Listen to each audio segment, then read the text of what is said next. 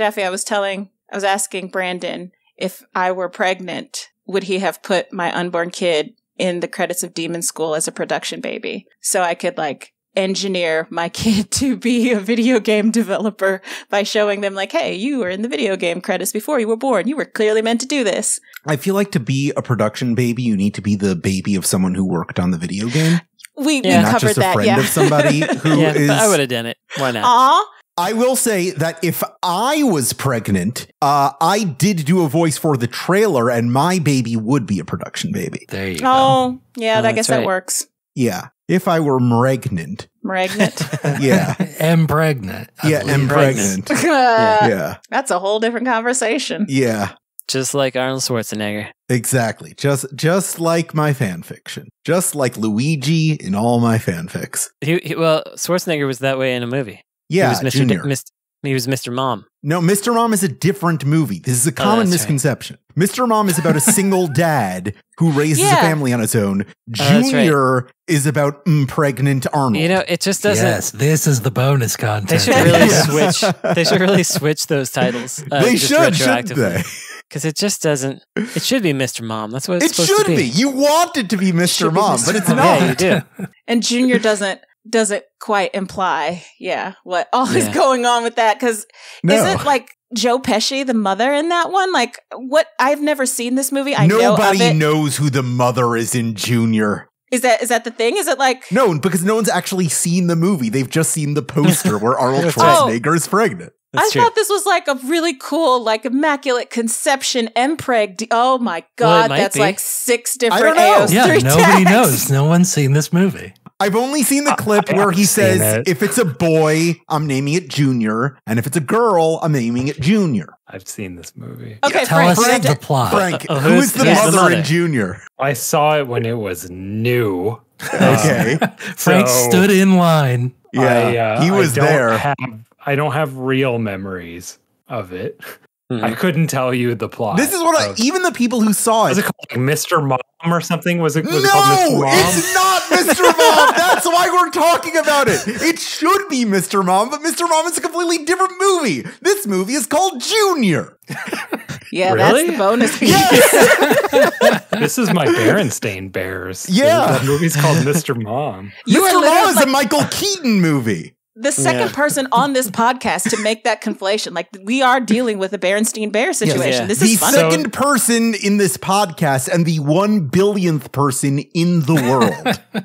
So Michael Keaton had a movie where he was pregnant? He's not pregnant. He's just a single it's just dad. Called that. And it's kind of like gendered BS. Yes, Mr. Mom. in 1983, if you're a dad who does mom things, you are in a movie that is called Mr. Mom. Yeah, then you're just a lady. Yeah, just a garbage lady. Then 5 years later, you're in Beetlejuice. Frank, do you want to know why we're talking about Mr. Mom? We're not talking about Mr. Mom. We're talking about Junior.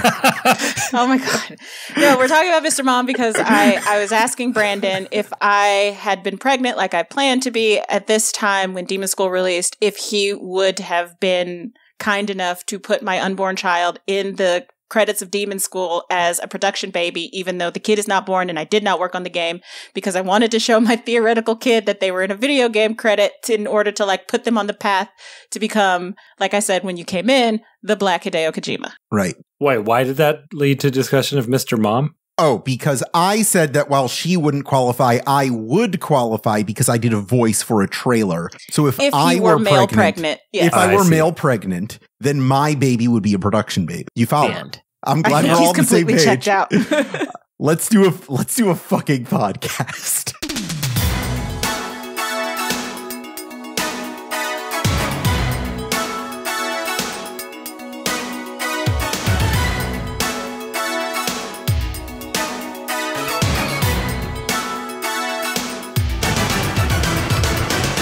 Welcome to the Virtual Zone. I hope you enjoy yourself. This is episode 416 of Insert Credit, a show that I usually take about a weekend to write questions for that our editor punctuates with a horrible buzzer, but due to some poor time management, I'm trying to see this week if I can churn one out in 15 minutes. I'm Alex Jaffe, and my favorite side dish for a family meal is kasha varnishkas. The way you make kasha varnishkas is you get some miniature bow tie pasta, you mix it with some buckwheat grain, put some ribbons of sauteed onion in there, and baby, you got a side dish going. I'm Frank Cifaldi, and it doesn't take me 15 minutes to churn one out.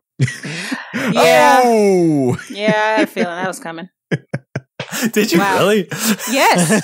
I'm surprised. Yes, I was like, somebody's going to make a poop joke about that one. I'm Ash Oh, Parrish. you're going poop. I see. All right. That's not what, come on. Don't play with me. That's what you meant. My name is I Ash think Parrish. so. It takes me way longer than 15 minutes to churn one of them out. No, what do you mean? Like, okay, what do you mean? Yeah. Were you serious? Let's could move write on. Let's Okay. move This on. is Fine. absolutely what people want in this food-based opening segment. What a I would lot say of is poop that references. Of all people, Ash, I'm surprised that you didn't understand the place that Frank was going with it. I don't. That's, yeah. Yeah. Oh, We'll that churn we'll out. tell you when you're older. Yeah. Yeah. Yeah. Oh, well, see, that's why they say crank, not churn. Crank Well, makes sense. Churn you ever churn is a butter? different You clearly function. haven't grown up in Lancaster, True. Pennsylvania. If you try That's where churning they say butter, churn let me it tell out. you.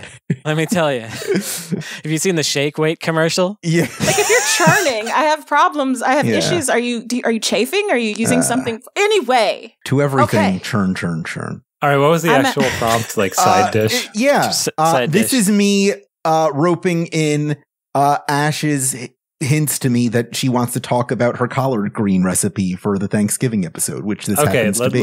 I'll do it for real. My name is Frank Cifaldi, and my favorite side dish to contribute is I'm kind of anti creamy vegetable casserole, and I'm all about roasted greens. So what I like to bring is like properly roasted, usually green beans or Brussels sprouts, and I like the America's Test Kitchen approach to Brussels, which is you split them in half, you toss them in a bowl with salt, pepper, olive oil, and a little bit of water. That's the key. You put them kind of face down on a baking pan. You cover it in foil. You cook them on high, like 500 high, for like 15 minutes covered. That little bit of water steams the insides. You take the cover off. You cook it another 10, 15, blasted, and that gets them brown and steamed. I like that. We make Brussels. We have a friend. He calls them Brussies. I have to fight against the urge to call them that Brussies? because, Brussies, because I hate that. Fuck you, Alex. That's a not real Jackie. doggo. That's a real doggo of a term for Yeah. vegetables. I don't like Yeah. it. He doesn't listen to the podcast. My name is Ash Parrish. And my favorite side dish for a family meal is not greens. Like that's a main dish. But my favorite side dish is probably macaroni and cheese. But since this is about greens, I said I would do my collard green recipe. And okay, Brandon, you say yours because this is going to take a minute. And I also have vegan options for you as well. Nice. Okay, mine takes a minute too. I'm Brandon Sheffield. My favorite side dish to bring to a Thanksgiving-style family gathering, which I assume is what we're going for, Yeah. is garlic mashed potatoes with a vegetarian gravy that is my own concoction. Oh, you're going to keep it a secret? You're not going to let us No, know I what's can- in it? I can tell you, it's just, like I can't 100% remember it until I'm doing it. Does it Because have that nutritional yeast? It's, Is that- it does. Yeah. You start with a roux, and then you add some milk. Sorry, it's not vegan, it's vegetarian. But you could probably use something else there, like an oat milk, I think would be fine. Then you have a bunch of nutritional yeast, soy sauce, a bunch of herbs like sage and thyme, and a lot of cumin as well. And some other things. You could put beer in there if you want. That sometimes gets it going pretty good. But yeah, just keep cooking that up, adding things until it tastes nice and tangy. Sometimes I even put like a smidge of vinegar in there. And that's the stuff. That's the stuff that I bring. Okay, so Here we Ash's go. green recipe. Write this down. Get some turkey necks. I used to use ham hocks, but they're too fatty. Get some turkey necks. Get an onion. Get all of your spices, so like bay leaves, so thyme, sage, those kinds of things. Saute your turkey necks until they're like, kind of brown. Then put a bunch of chicken stock in with some onions. Oh, saute the onions too. And some garlic. Like, I'm not a cop, right? Like, the greens are, do whatever the fucking spirit moves you to do. So you can just like add whatever the fuck ever. Put a bunch of stock in. When I was younger, I used to think that the reason you that greens took so long is because you had to like boil the actual vegetable leaves for a very long time. But when I got older, I realized no, it's because you have to braise the meat. So braise your meat until it's tender, break it apart, whatever, set that aside, put your greens in. I use collard greens. Like I said, not a cop. You can use mustard. You can use turnip. I use collard. If you use kale though, go to jail. You put in all kinds of seasonings, whatever you want, pepper, mustard powder, put all the shit back together in the pot, boil it for like maybe another 20 to 30 minutes. And then at the end, add a little bit of apple cider vinegar, depending on, like I said, if the spirit moves you. Don't do it too much because unless you like it really vinegary. But yeah, that's pretty much it. Brandon, for you. So the thing that I was thinking about greens is like the point of them is the broth, right? It's supposed to be, we call it pot liquor. It's like supposed to be like a thing that will cure everything. So for a vegetarian option, you know, to substitute out like any kind of meat thing, you know, obviously use vegetable stocks, like get your onion, mustard powder. I think things that would like add to the smokiness that you know, want, even though like you're not having any kind of smoked meat. You can use smoked paprika. If you're feeling really daring, but you have to have like a real gentle hand with it, like some liquid smoke also that you can use to infuse that broth. And then like put some red pepper flake, some curry powder, some garam masala, kind of make it like a curry broth, but not as thick. Then put your greens in, top it off with a little bit of vinegar, and you're good to go. So that is Ashley makes greens. Cool. Okay. We'll try it. I have a, I'll see if I can get a link to it to drop in the chat. I mean, in the show notes later. Yeah, Ash, if you could write that down so Esper doesn't have to.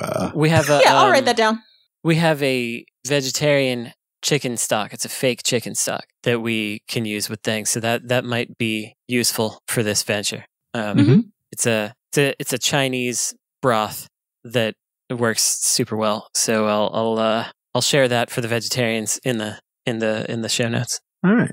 Little recommendation segment at the top of the episode. I like it. I'm having a fantasy version. I'm trying to think through if this would actually be good. You know, you mentioned the onions and stuff, and you were transitioning to vegetarian version, and I'm wondering if really concentrating on developing the onion flavor and almost doing a French onion soup level of caramelization to the onions would create a good broth for greens. I don't know. It's something I'm going to be thinking about for the rest of the show. It sounds good, but it speaks incorrectly to me because greens are not supposed to be sweet.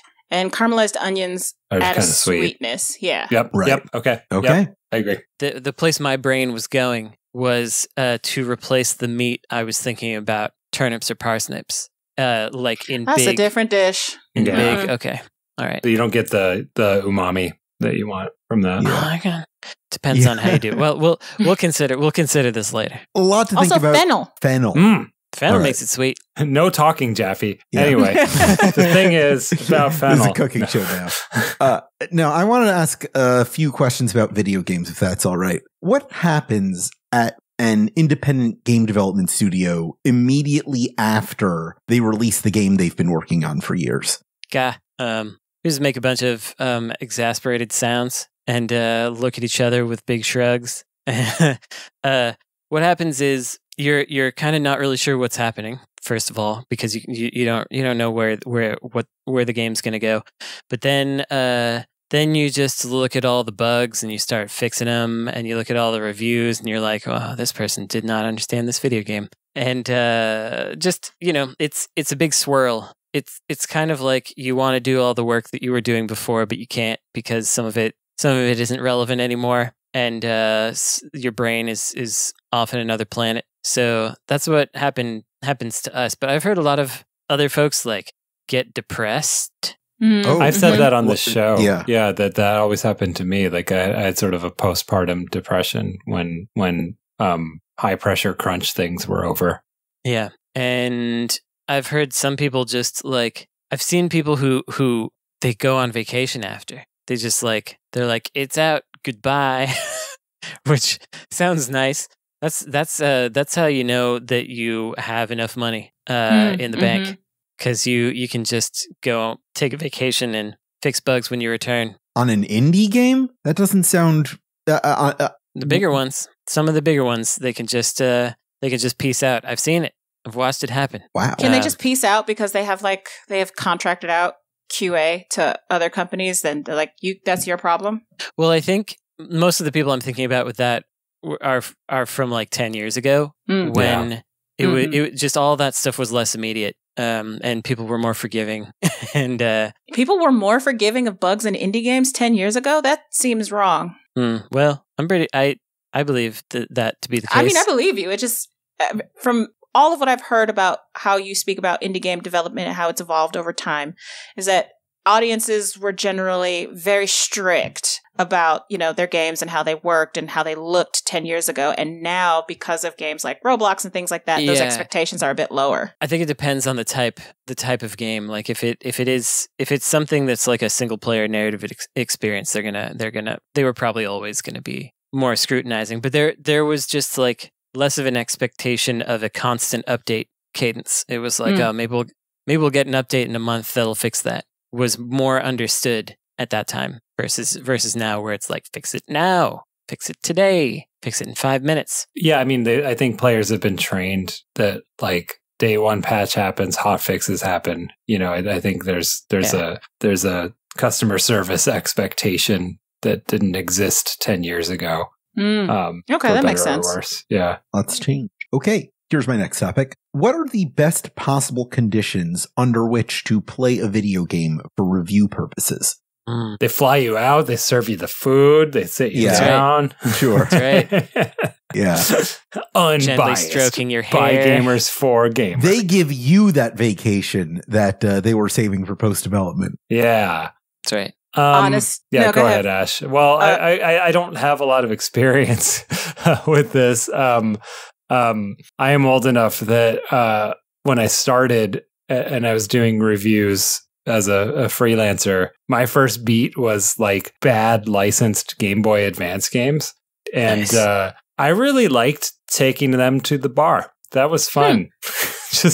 And you'd have like people that you knew from around the neighborhood who also went to that bar who'd be like, what's this crap? And I'd show them the stupid game and we'd have thoughts together in public about the stupid Game Boy Advance game. And I would like have my notebook and I'd take notes about, whatever Vicarious Visions released that month. That was a pretty good time. I enjoyed that, but I don't know if that's ideal for most games, but it was for that. And I don't know if you could apply that to Switch or whatever. Yeah. Pretty good though. So the idea is, honestly, there's one thing that is the ideal situation, and that is to have as much time as humanly possible.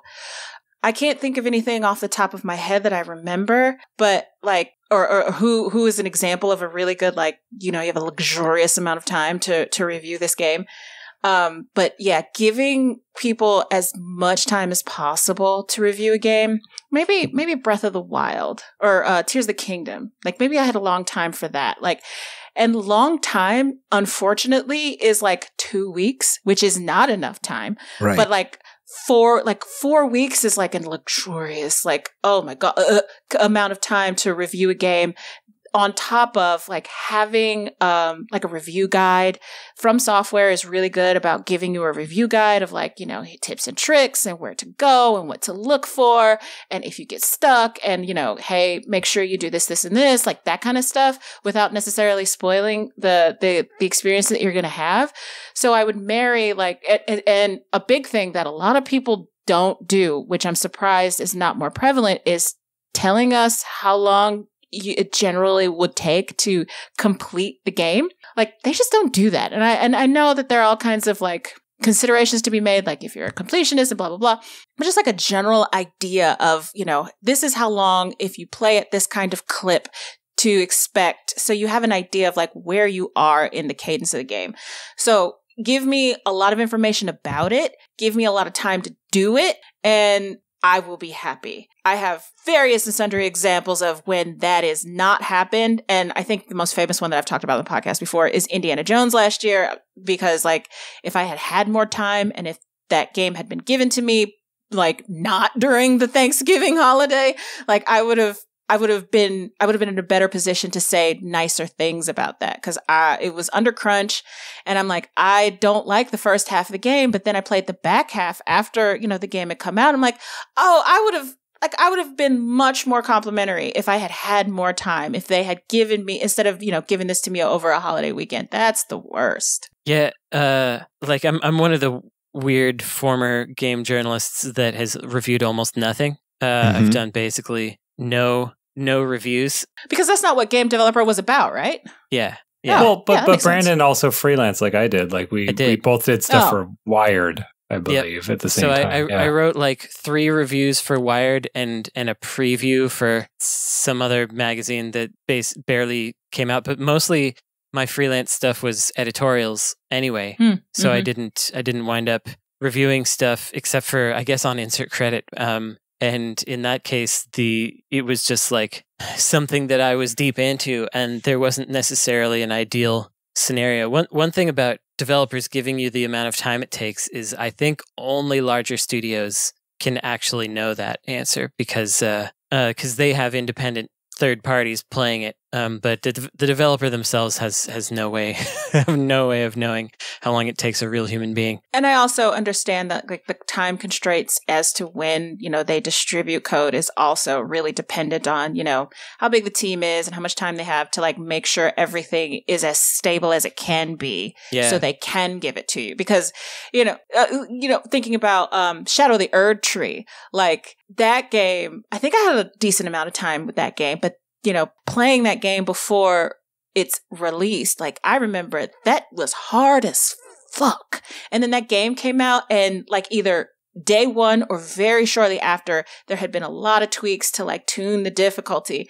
And, I'm talking in this review that like has no basis in reality for anybody who's playing it. And like, I understand why that is, but that also kind of feels bad, Well, yeah, we had an unfortunate scenario with that because we gave pre-release code out before our initial launch date, which was we gave stuff out in August, and then since we moved it, we didn't update it until like much later. And so some people who reviewed the game played that version that wasn't even like what the day one patch would have been in September, and then reviewed that for the game that came out in November. So they had like more than 3 months. But they stuck with the initial version and didn't update, and so that backfired on us in another way, which is interesting. Well, that's time. Here's my next question: what can you tell me about Rebecca Heineman? Burger Becky was a very prolific video game engineer.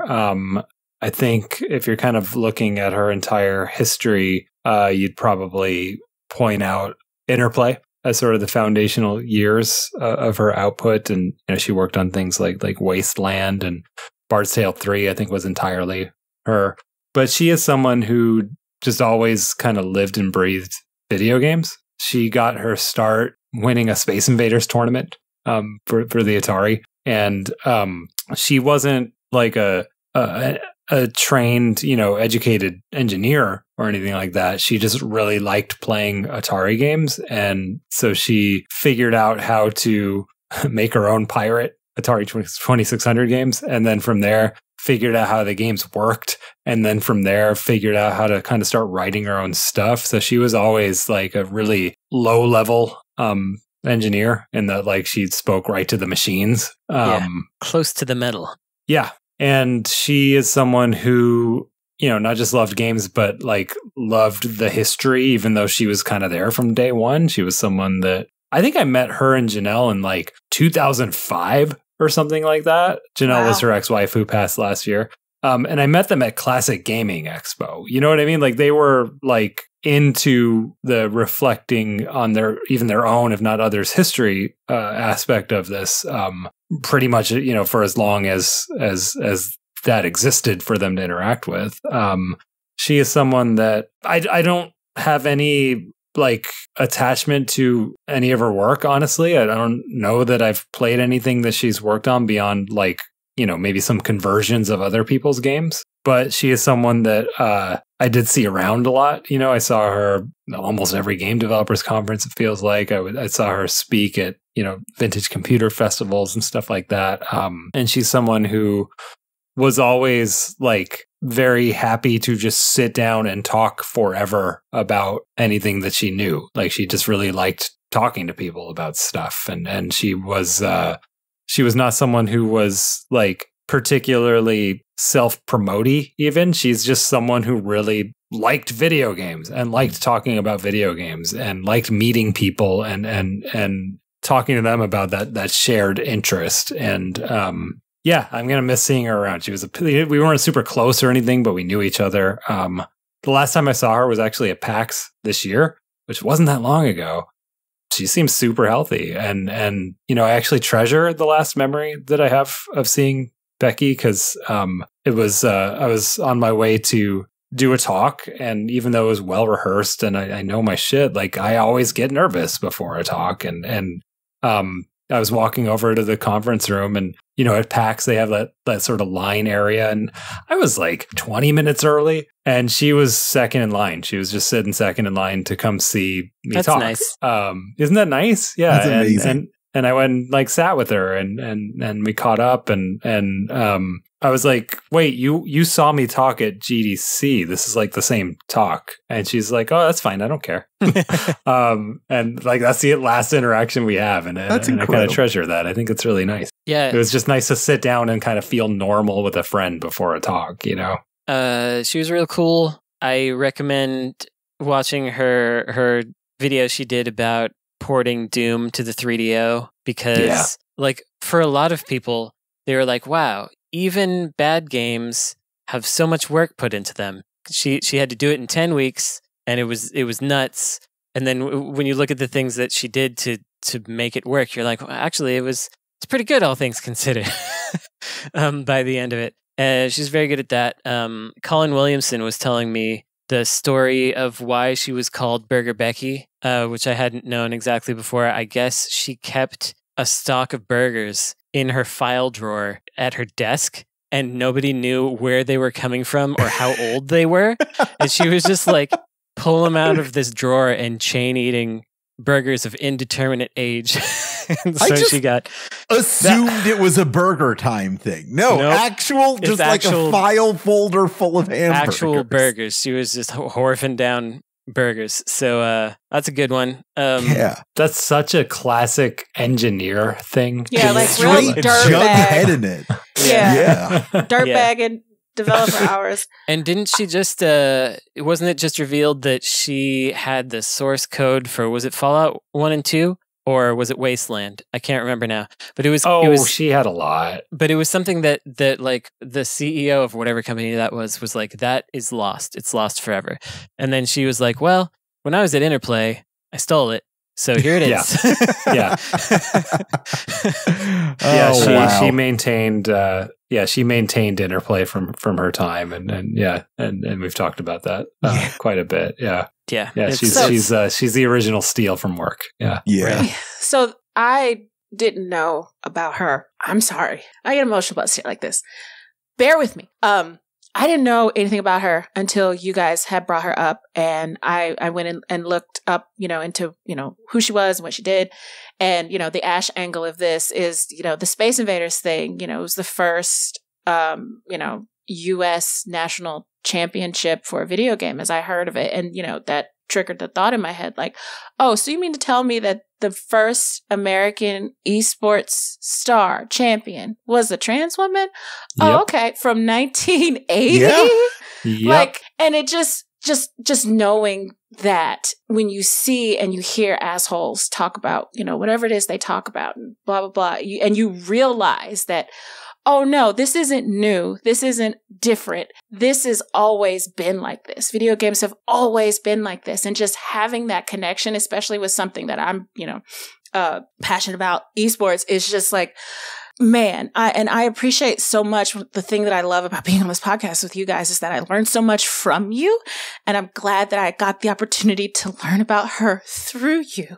And I'm glad that I got to know that she knew that she was loved before she passed. And that's a big fucking deal. So, I'll talk about this later in my recommendations, but yeah, like, make sure you tell the people that you care about that you love them now. Don't wait. But we'll talk about that later. So, Ash, are you saying that she knew she was loved because you saw that she was able to kind of get her own eulogies while she was still here. Yeah. Yeah, she was like, "Oh, I never thought I would, see obituaries. I didn't think I'd experience this." Yeah, because she knew she was gonna go, and she announced it. Yeah, and everyone was just like pouring in all the love after that. It's very nice. And another thing is, if a friend of yours has transed their gender and then they pass away, don't misgender them and dead name them in your eulogy, John Carmack. Yeah. Oh, piece God. of crap. Jesus Christ. Yeah. This guy. Okay. I want to say one other thing about the fact that she was trans. Which is that, when I might be misremembering, but it does seem like a long time ago, like 2005 or so, like I said, when I met her. And it was, it was at a convention full of older men nostalgic for their childhoods, right? No one had a problem with, you know what I mean? Like no one was confused. You know what I mean? She was just Becky, even in that environment. And so, whatever's being made up these days about like trans women suddenly materializing in the world or whatever is just full of shit. Like they were always with us and we always understood it. Although if they could suddenly materialize, I'm sure they would appreciate They'd be that into ability. That, right? All right. Ash, just like a magical girl transformation. Yeah. This next one's mostly for you, Ash, but Brandon, you've been thinking about aesthetics in this way, I imagine, for a little bit. So I want to ask, which video game would have the best possible tie-in lipstick and nail polish line? We all know what I'm going to say for the obvious answer, but that's too obvious, so I'm not going to say it. Okay. I don't know. Yeah, I don't either. Bayonetta. Okay. Sure. Yeah. I just thought she had like black nails and that was it. Like, come on. Bayonetta, like, they do a lot NYX with black Cosmetics and ColourPop already has like a color palette based on that bitch, I'm sure. Okay. Hello Kitty Island Adventure would probably be really great for that like cutesy aesthetic. Yeah. What I else? got a few. Go ahead. King of Fighters. In the when they first had Ash show up, Ash is a sort of not you. Ash Crimson is like a gender ambiguous character who has painted lips and nails, and I think that would have been cool. Also, a real slam dunk here, not for lipstick, but more for nails, is Promise Mascot Agency, where your main buddy is a pinky finger, and you get nail art for her as like one of the collectibles that you pick up. I think like that would be. Then if we're doing that, Forspoken, because that's built into the game. Yeah, that's a of game course. mechanic. Yeah, which was fantastic. It's a really a shame they're not going to get to do the sequel that they were planning, Five Spoken. Just because it didn't do quite well enough. Other things that you may not necessarily think, Overwatch would be really good. Anything that has like a big roster of heroes that you can like, That's true. Yeah, that kind of stuff. Just Guilty Gear, you know why. What else? Goodness. Probably like the Dragon Age games, maybe. That seems appropriate to me. I'm sure they have colors, but in my head, it's just Xbox brown. Yeah. yeah. Xbox brownish, yellowish. Space Channel 5 would be cool. They did in 1999 they did like a sanitary napkin promotion thing, which I think is incredibly cool to do in that year. Like that's a long time ago to be like we're gonna have our game's mascot promote women's sanitary product. Wait, when you said that, this? Ash did a triple Scanlan. That's what I would call that. Wait, what is this game? Space Channel 5 on the Dreamcast. Space Channel 5 Part 2 has Michael Jackson in it. As soon as you see it, you'll be like, with the girl in the space Ulala. suit? Okay, Yeah. that makes sense. Okay. I thought this was some other weird Japanese developed game. I mean, it's a weird Japanese developed game. Don't get But me like wrong. not that one. Like that makes sense to me. Like I thought it would be like, I don't know, Yakuza. Oh, I thought it was like something like Yakuza. No, sanitary it's one that product. makes sense, but it was still relatively pioneering, I would say. There weren't a lot of companies trying to do stuff like that. Yeah, because they weren't advertising to women. Right. I don't know if they're good makeup colors, but like I think of Sonic and Mario. I was going to say Sonic as having, Next. Yeah, like they have characters that have very distinct palettes. Mm-hmm.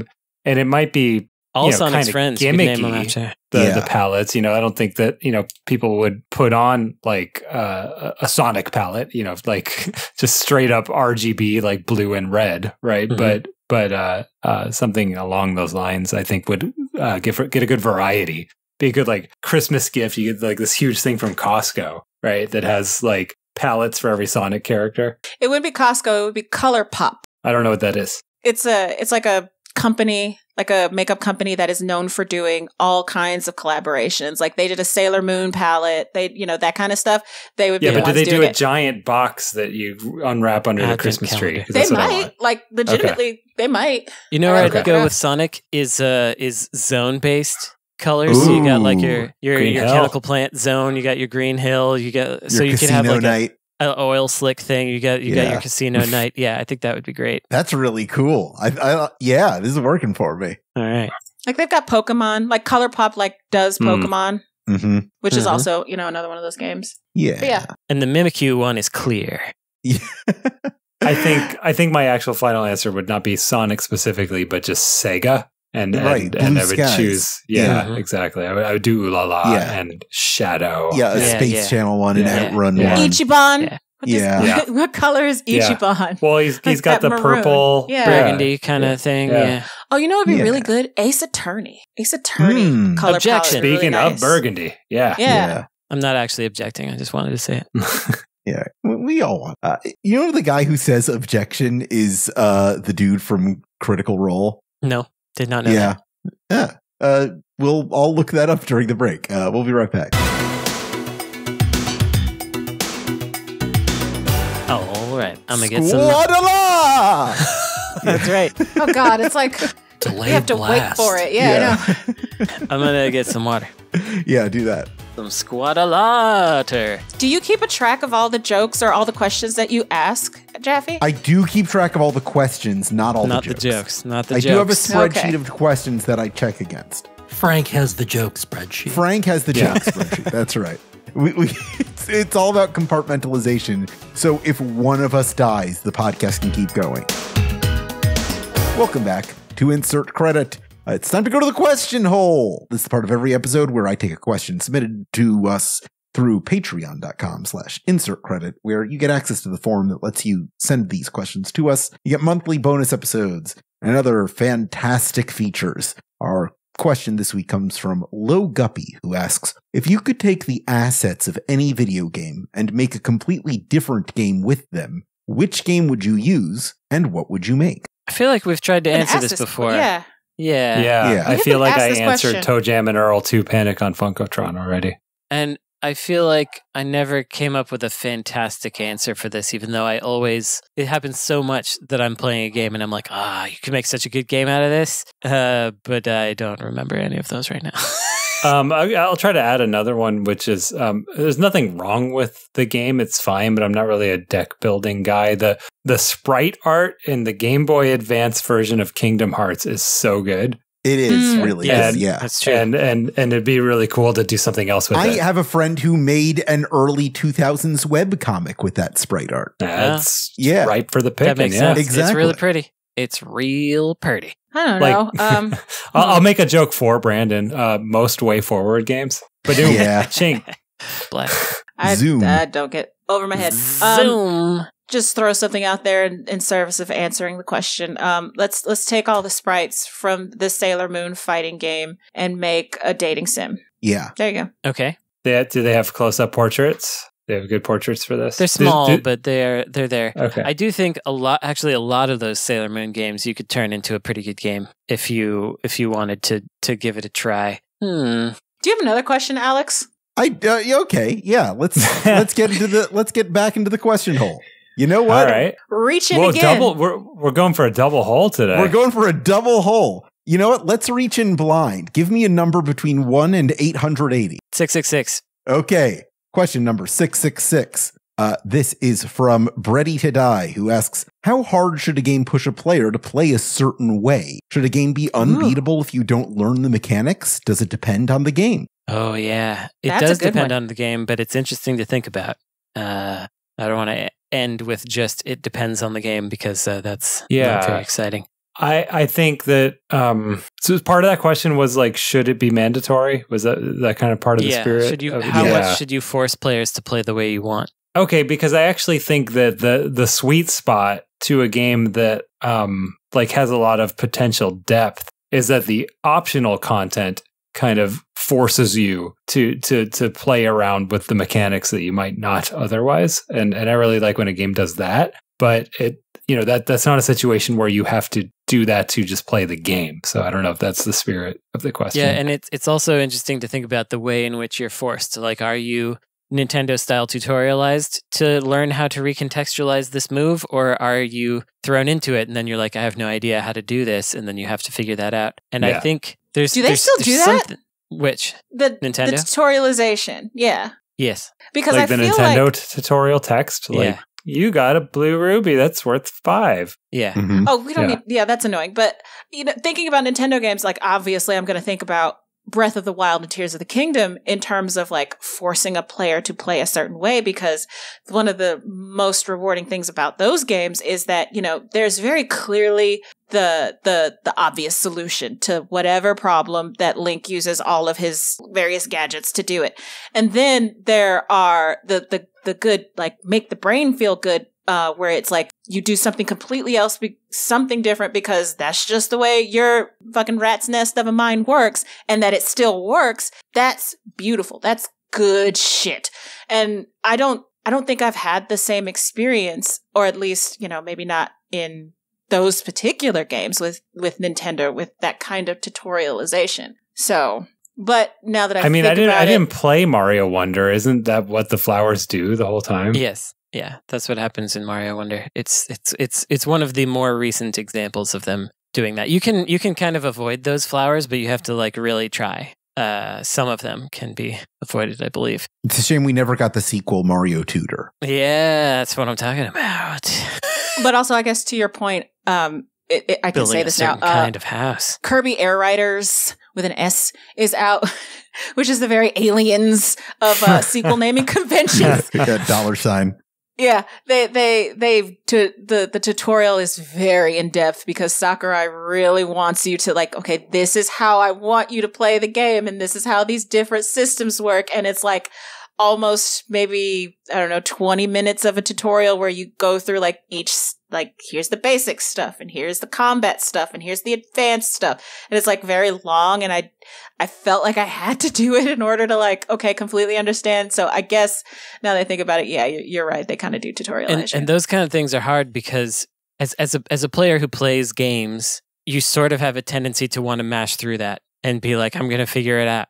I'm going to figure this out. Yeah. And so sometimes you can like ruin it for yourself, because there's hidden in that nest of press A to jump. There's like, oh, by the way, there's this critical important thing that's here. And if you mash through that, then you're not going to understand how this works. So, but I also think, I will say, I also think some of the tutorialization that Sakurai put in was a bit unnecessary, because there's like this whole thing, like, with Kirby Air Riders, like there's no button to accelerate. You are automatically accelerating.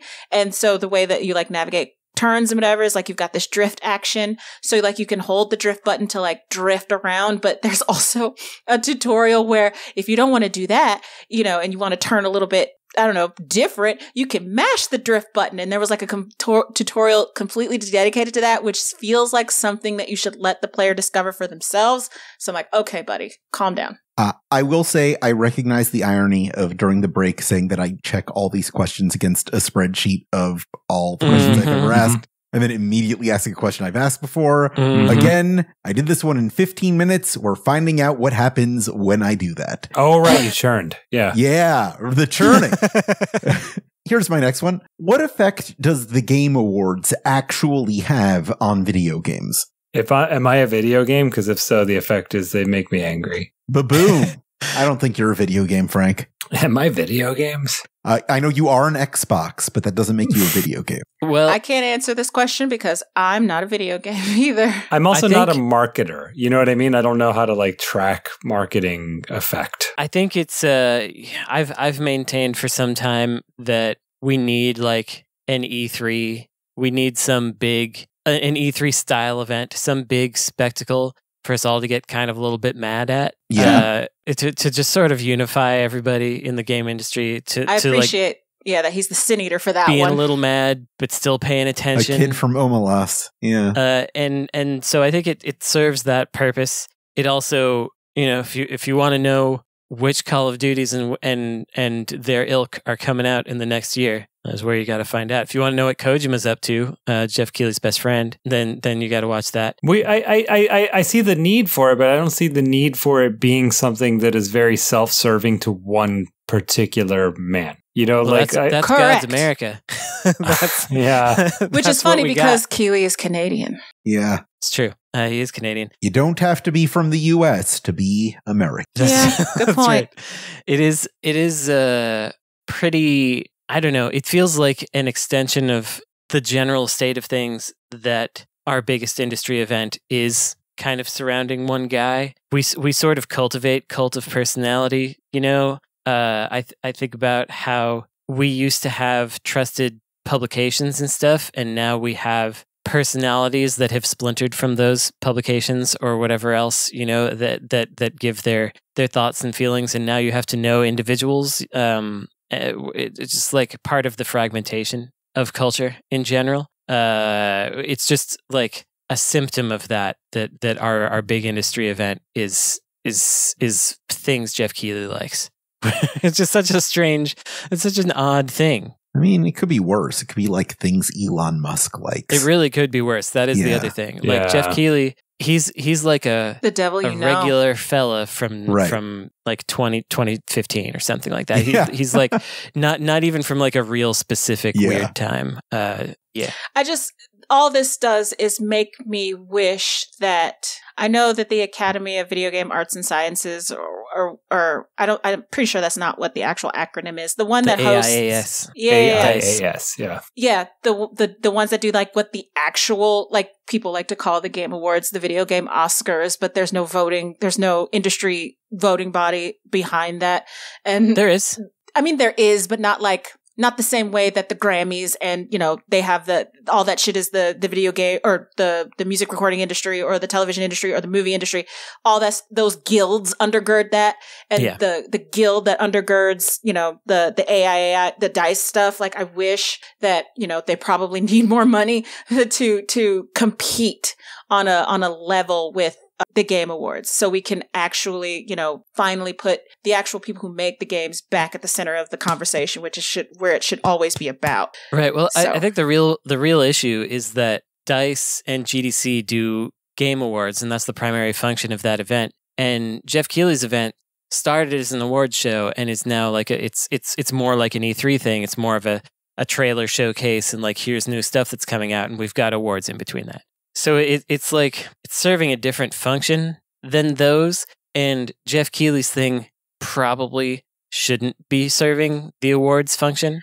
Well, because he already does it. Like he does that same thing in the summer. Why do we have to do it twice a year? Yeah. Why?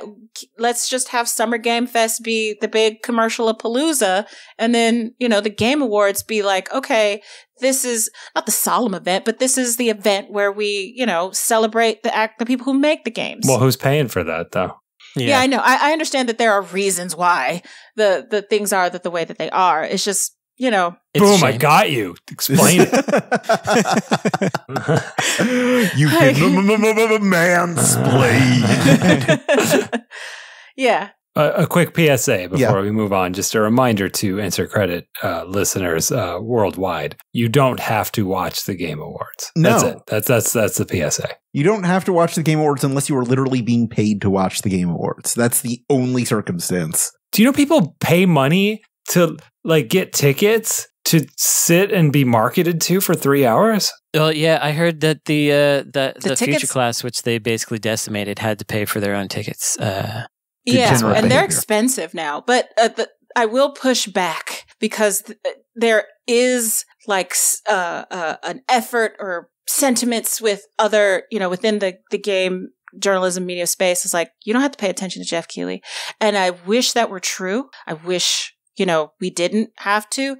But with the way things are in the media landscape, we kind of do. So here we are. So Albert Einstein once said, "I know not with what weapons Half-Life 3 will be fought, but Half-Life 4 will be fought with sticks and stones." If this game is ever coming out, how are they going to one-up the gravity gun? They already did Portals. And they had the gravity glove for Half-Life Alyx. Oh, who played that? Yeah, very, very good question, because that was a VR-only thing. Right. So just different gravity accessories. Gravity boots, gravity necklace. Yeah. I think that's why it took so long. Yeah, it might. Maybe the reason we don't have Half-Life 3 is they can't think of another gun. To be more serious about it, the gravity gun was kind of like showcasing neat physics and stuff. And that stuff's not interesting anymore. So what is now an interesting, and since it's Valve, probably technology-oriented thing. They can't go, behold, the ray tracer. Which makes sense that Half-Life Alyx was in VR, because that's the next technological step forward. Right. So I don't know how they go beyond that unless they figure out a way to bring whatever they did in Half-Life Alyx to, a non-VR experience. Like to a Steam machine. Yeah. I can't think of it either. I can imagine it being something more about destructible environment, maybe, is something that no one's like really done in an impressive Not a long way time, no. yet. People have tried though, and it feels like because enough people have really tried with that, it might not be the thing, but I don't know. I haven't seen that necessarily in a single player narrative game. Like you see that kind of all the time, I think, in multiplayer games, but there might be some space to play with that in a single player. And like persistent, like something that persists, like you fundamentally change, you alter, the environment around you, and it persists and it impacts, gameplay or how the story plays out or whatever. Not necessarily like your choices matter in like a Telltale kind of way, but something like that maybe. Yeah, and it's set on this island where you fight 99 other people. Yeah. And you can build whatever you want on it.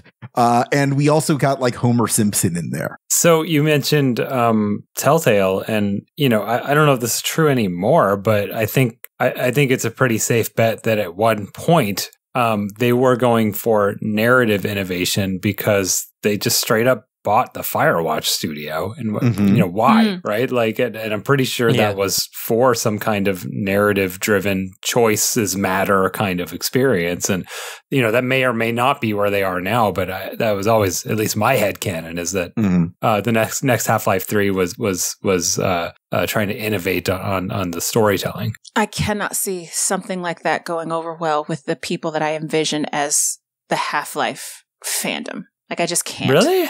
No, not really. Like, those, I have a conception of, like, what that person is in my mind. What is a Half-Life fan to you? Like, it's someone who's, like, very technical oriented, like you guys have mentioned. Like, they want to see the innovation in the kind of gameplay mechanics and that kind of thing. They want to be wowed by something, like, shiny that you could do.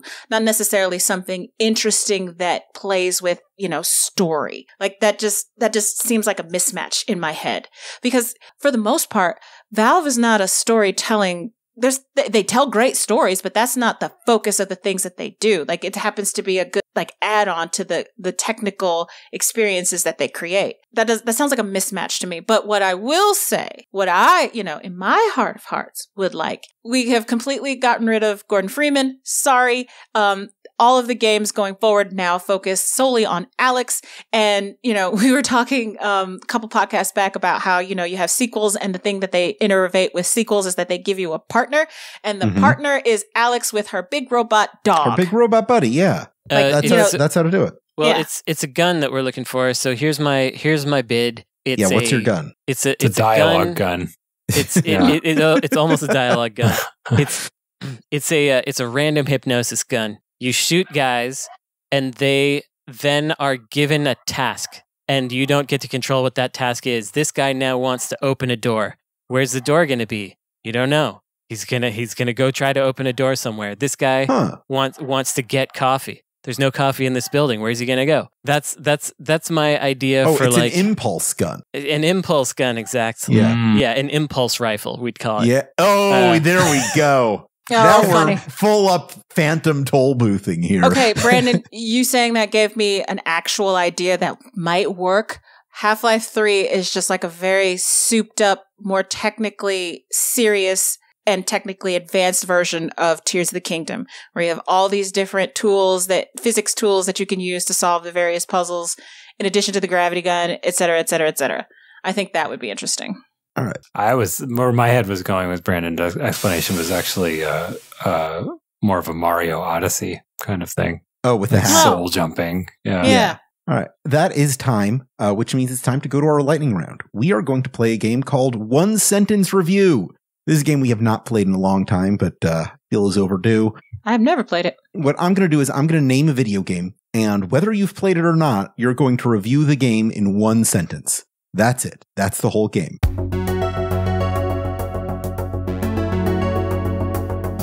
We will begin with first selection, NASCAR Heat.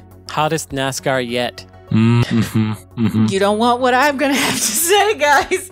I do. Whenever you say that, it's ABO untrue. with NASCAR drivers.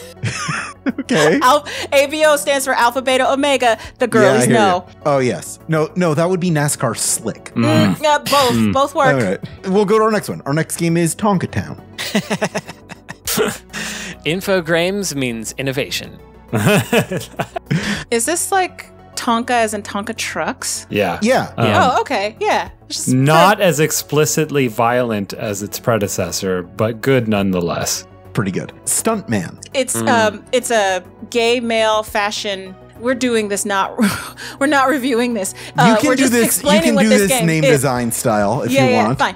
This is a gay male fashion show competition thing. So like in Infinity Nickety, you have these like fashion battles. Infinity Nickety. I like it that way. That's good.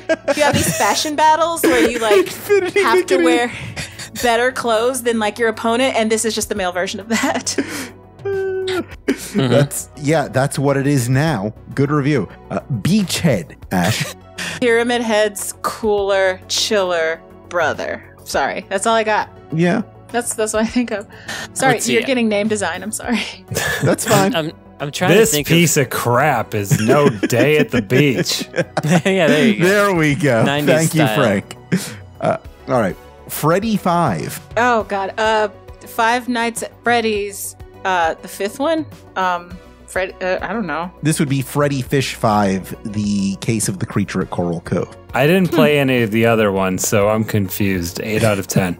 I'm going to say one Freddy short of a half dozen, and you have to figure out what that means.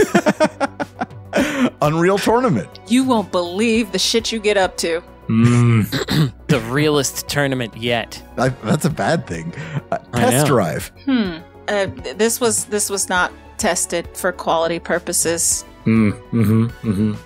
I was going Take more this back for to the dealer. Yeah. Oh, I there like you go. that. That's really good. Where I was going was like something with rentals. Like this the game practically advertises itself as a rental. Or you like if I didn't like it, I could say this one's a lemon. But There you go. Perfect. Fine. But yeah. Loses its value the second you drive it off the lot. That's right. That's right. Survivor. Man, Jeff Probst, do you have hobbies? Like, This what's is wrong? his Do you need help? Do you need to be let go? Like, are you vote this are one they off holding- the island? Are they Nice. holding you hostage? I would like to see you expand. Like, branch out, friend. I liked it better when it had a vampire. Oh, well, Nice. quite famously, there are no vampires in Vampire Survivors. Except in the key art. So Except in the key art, yeah. Civilization. Take me back to it, because this ain't it. yeah. All right. Superman. I don't know which one this is, but they're all pretty bad.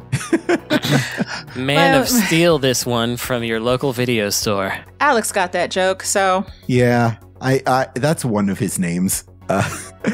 In Sync Hotline. So this is we're doing name design with this one. This is this is In Sync in a driving game. Yeah. Yeah. Or that's- this is In Sync in a Hotline Miami game, which is much more entertaining to think about. Well, I think it's a driving game that you move around with your thumbstick, but each of the 4 face buttons is a different in-sync guy who like jumps out of the car and does something like depending on where they're sitting. You know, so like the driver can jump out and he has a hammer. Yeah. Right. And the rear passenger guy jumps out and he has fire breath, like real NSYNC. You know? Just like real NSYNC. Yeah. The actual game is a lot more fun than this. It is a plastic phone where you can call up the members of NSYNC. So that's what I thought it was. Yeah. And I was going to say Justin Timberlake doesn't sound like my headcanon 2 out of 10. All right. I like that one. Dragon Ball. So this is a pinball game based on the BioWare property. You're doing name Dragon design, I Age. see. Yeah, Okay. yeah. I'm sorry. And You've really abandoned this entire exercise. yes, I have. I'm sorry. Yeah, that's what it is. Each ball has a different power up based on the companion that is in the ball. I know I'm going to lose credit for this, but I'm just going to say this game's power level is over 9,000, right? Do I Brandon, lose I credit? really wanted to give you the credit this episode. You were doing so well. Did he step And on you the just- secret word? You just really fumbled here at the at the end zone, or however football works. Yeah. And our last one is Alone in the Dark. More like Alone in the Dork. Nice. No, I'm going to go Leave positive. this one in the dark. Leave me alone in the dark with this one. Ooh. Okay. Nice. Okay. I have a tough decision to make, and I've decided that Frank wins this episode. Congratulations, Frank. What? Why? Good job, Frank. Yeah. He needed one. Yeah, you now have 9 credits compared to Ash's 5 and Brandon's 2. Yeah, I needed that. You're right. Yeah. Does anyone have anything they'd like to recommend? This is going to be our Thanksgiving episode. OT given. Yeah. What? What? Tea-given. The You tea got a is for problem with thanks. Thanksgiving? What's up? What? I guess my brain shorted out when I heard she say tea given. I'm like, what? Yeah. Oh, I Tea-given. Tea given. I see. Rutger Hauer's autobiography, if you like Rutger Yeah. Hauer. It's pretty good, pretty fun. Was he the one that was married to Grace Jones, or was that someone else? Well, I don't think they were married, but you're thinking of Dolph Lundgren. Thank you. They were dating. I don't think they got married, though. I'm not sure. Okay. Not 100%. You can but see anyway. why I would get those two confused. Yeah. Yeah. No. We're the same kind of guy. Rutger Hauer only married 2 people in his life, and he was married to the last one who he met in the 70s until his death. Unusual for a Hollywood type. But yeah, he's just had an interesting life, and it's rare that you get to read an autobiography from someone who is like, he would do like 1 big budget movie and then 10 B movies every year, something like that. And then for a while, he didn't even get the big budget ones. So pretty interesting. He started off like on he couldn't concentrate at school, and so he wound up going on like a shipping freighter and being a seafaring guy at age 15 or something like that. And he was doing local theater where they brought the theater to various villages around the Netherlands where he's from, and it was like Shakespeare style traveling theater, which is really cool. Just a kind of an interesting guy, and if you like any of his excellent movies, then you should check that out. Another recommendation is, if you have purchased Demon School, please review it, especially on Steam, because annoyingly, reviews and the number of them matters a lot in terms of getting your game into that next level of visibility. It's really stupid, but yeah, even if you've never given a Steam review before, please go do it. It helps a lot. Yeah, it's wild how like all these platforms, they take 30%, so it takes a lot longer for you to make your money back than you would think. Say, for example, your game cost $2 million, you would need to make $1 million for the platforms first before you can have $2 million. You have to make $1 additional million in order to get your money back, which is just, when you really think about it, it's nuts. It's nuts that you got to do that. So anyway, leave a review, and and there's a very lively discussion about the game going on in the forums if you want to take a look at that. A lot of people talking. Good forums. Our forums, not the Steam forums, right? No, the insert credit forums. Yeah, Steam forums. Okay. I do not partake. I do not look at those. I looked. It's better than I thought it would be. For your that's game. good. I looked. Yeah. I have a note for something to recommend when there's a Canadian on the show. So we'll hold that for later. Not today. All right, hang on to that. Jeff Keighley, come on, insert credit so Brandon can make his recommendation. It'll That be guy's fine. hurting for attention. We got to get him on the show. Yeah. He needs the help. I'll recommend a game to play when you're not playing Demon School. It'll kind of different kind of game, so it'll rewire your brain in between your demon schooling. It's a game that I just kind of stumbled into on the front page of Steam. It's called Windswept, one word.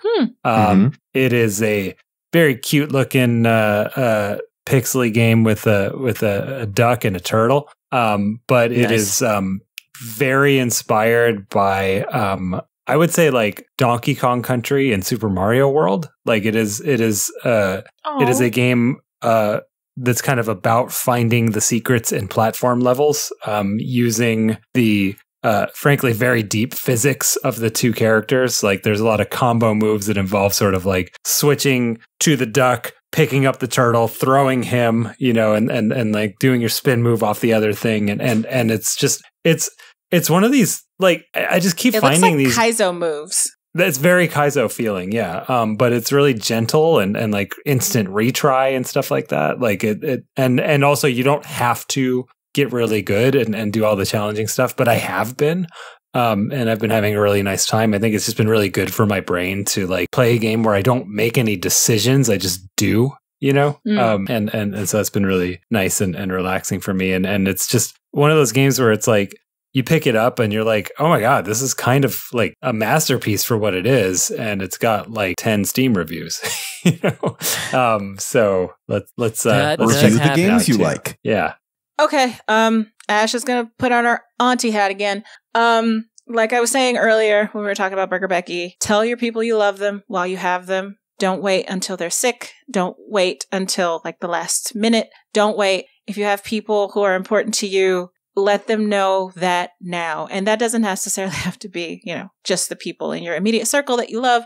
If it's a video game, if it's, some creator that you like, just things that improve your life as a human, the people who are responsible for that, make sure you let them know before you can't. I'll share a quick story because I know we're long. So the thing, I've talked about on the show, like, finding Cynthia Harrell and, confirming that she is indeed not dead and is still around and all that stuff, after we hadn't heard from her for a very long time. The thing that I keep with me about that isn't the fact that I found her. It's the fact that I was able to facilitate her being able to understand how important her work is on Metal Gear Solid while she was still here to appreciate that. I could get fired tomorrow. I could die tomorrow. I could never write another video game journalism thing for the rest of my life. And the thing that I will take with me is that I was able to make sure that a person, a Black woman who we don't really see very much in video games, for this very important, game that, we have such things for, such feelings about, was able to understand her importance and experience and participate in, the celebration of her while she was still alive. That shit's important. It doesn't have to be, like I said, about video games. It could be about anything. Tell your people you love them. And then for a more, lighthearted recommendation, Team 4-Star has come out with Sailor Moon Abridged, which is right the fuck up my alley. I never watched Dragon Ball Z Abridged. I was aware of it, never watched it. I guess that's a thing that I am working on correcting right now as I watch Sailor Moon Abridged. So go check that out. I don't know. What are you talking about? Is that like You don't know a video? The abridged series were these YouTube videos that were very popular like 10 years ago that took classic Toonami era anime. It was longer than that, buddy. I was watching some of those videos. They're 17 years old, and I almost died. 10, 15 years ago was very popular, where they just like redubbed Toonami era anime with jokes. Yeah. Well, it's like very foundational stuff for a lot of me. men of a certain age. Yeah. That's the kind of thing that could make me mad. So I'm gonna abstain. But it's good to know that that's out there lurking behind my shoulder. At the very least, it's a great way. It's for the generation after Space Ghost Coast to Coast, basically. Right. Yeah, it's a great way to like watch a show without having to actually watch the show. So you get the plot beats without having to like sit through 17 episodes of filler or the like. I don't like that. Yeah, and I don't like that. No. You like that. You like put in the work. Exactly. No, Put in the the work. reason I love One Piece is because I want to hang out with the guys from Yeah. One Piece. I don't want to cut to the end. What am I doing here? I don't want to read a Wikipedia summary of a Seinfeld episode. I want to watch the Seinfeld episode. I'm not saying you should do that in lieu of actually watching the show. I'm just saying it's a good way to like rewatch it without going with the bullshit. Yeah. To Okay. re-engage with the Okay. material. All right. I get you. All right. I've got some Clawing it recommendations. I would like to recommend that if you enjoyed this show, that you review us on whatever platform you can as well. Like Alex Loves Radio, who reviewed our show by saying Demon School, more like Deem It Cool. Thanks, Aw. Alex. Yeah. You could also go to our forums where we're discussing these episodes and our favorite games and sometimes things like books and anime and the like. If you'd like to sponsor our show, we're still taking sponsors. You can reach out to show@insertcredit.com. You could join our community. Find us on youtube.com/insertcreditshow if you're not there already. Buy Brandon's game. Follow Yes. Ad Astra on Blue Sky and check out the Video Game History Foundation. This episode is edited by Esper Quinn with music by Kurt Feldman. I'm Alex Jaffe, I'm Frank Cifaldi. I'm Ash Parrish. I'm Brandon Sheffield. and it may have taken me 15 minutes to write this show, but it took me 13 years to learn how.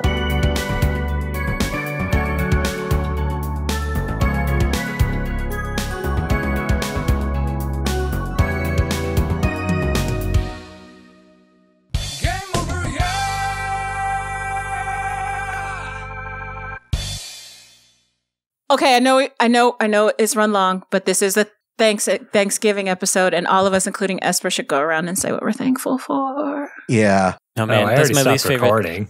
It's my least favorite part of Thanksgiving. Yeah, I used to do this every year, and then it embarrassed everybody on the panel, so I stopped doing it. Oh, well, I Yeah. don't have that expectation, so we get to Fantastic. do it again for me. Fantastic. First of all, just for a moment, I'm grateful that I can see a tiny little corner of your dog's face. Oh, he just moved.